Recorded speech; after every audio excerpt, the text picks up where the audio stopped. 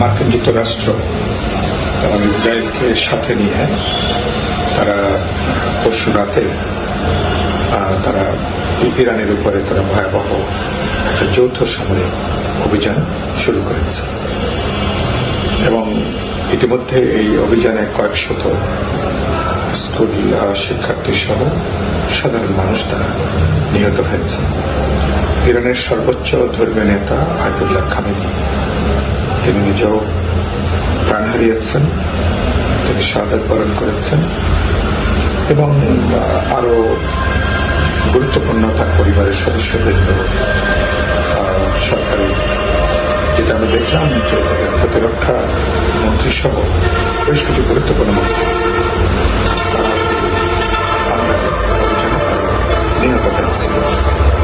আমি পুরো ঘটনার তীব্র নিন্দা জানাই এবং প্রতিবাদ জানাই। একটা স্বাধীন সার্বভৌম কোন রাষ্ট্রে আরেকটা দেশ কখনো এভাবে তারা হামলা আক্রমণ তারা কোনোভাবেই কোনো যুক্তিতে তারা কিন্তু চালাতে পারে না। এটা আন্তর্জাতিক যে বিধিবিধান, সাধারণ যে লস, তো যেভাবে এখন বিশ্ব চলছে বা দুনিয়াদারি চলছে, কোনোভাবেই এটাকে অনুমোদনযোগ্য না। এটা বাস্তবে এক ধরনের সামরিক আগ্রাসন এবং বলতে পারেন যে তাদের দিক থেকে তারা এক ধরনের ইরানে তাদের ভাষা তারা রেজিম চেঞ্জ করার জন্য ইরানের সরকারকে পরিবর্তন করবার লক্ষ্য নিয়ে তারা এই হামলা আক্রমণ তারা অব্যাহত রেখেছে। একেবারে ঠুনকো যুক্তি, খোড়া যুক্তিতে ইরানের তো পরমাণু অস্ত্র সমৃদ্ধকরণের ব্যাপারে তাদের যে আপত্তি, এটাকে সামনে এনে তারা বেশ কিছু অগ্রহণযোগ্য বক্তব্য দিয়ে তারা হামলা আক্রমণ তারা অব্যাহত রেখেছে। এটা বাস্তবে আপনি লক্ষ্য করবেন যে এটা গোটা লক্ষ্যটা কি?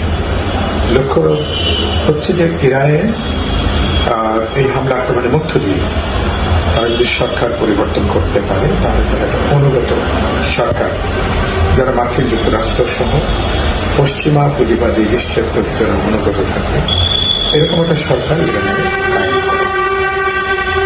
তো ইরান হচ্ছে এখন পর্যন্ত মধ্যপ্রাচ্যে মার্কিন ইসরায়েলি যে অশুভ আঘাত, যেটাকে বলে আনহলি তাদের যে নেক্সাস, তার বিরুদ্ধে ইরানের সবচেয়ে এই মুহূর্তের প্রতিরোধের প্রধান কেন্দ্র আরব দুনিয়ার ভেতরে।